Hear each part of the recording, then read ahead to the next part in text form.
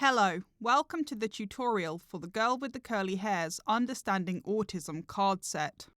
This is the set for sixth forms and colleges.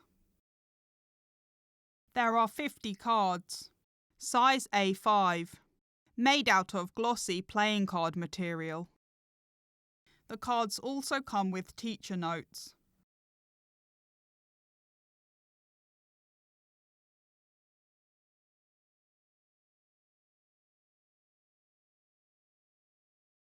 The cards depict various scenarios that may occur during the college day.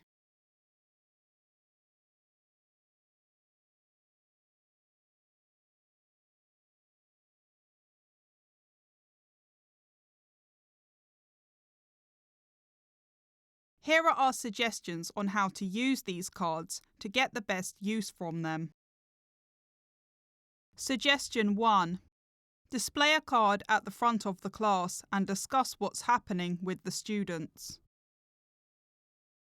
Some of the questions you might ask could be: what might this scenario represent for an autistic person? How might an autistic person experience this scenario compared to someone who is neurotypical? What message might this scenario be trying to display? Suggestion 2. Give one card to each student or one card to a group of students. Let them discuss the scene with each other and present their thoughts to the rest of the class. Suggestion 3. Display the cards on a wall in the classroom or a visitor waiting area. Let people think for themselves. Suggestion 4. Use the cards to engage with one particular student. Maybe you know a young person who is struggling because of their autism, or who might be able to identify with some of the scenarios shown on the cards. The cards could be a conversation starter. I feel like that too. Suggestion 5. Use the cards in a similar way with staff members. Discuss the scenarios with one another to enhance your understanding of autism.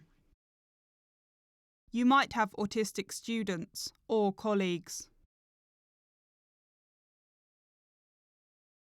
The cards can be used to give young people and adults an understanding of autism.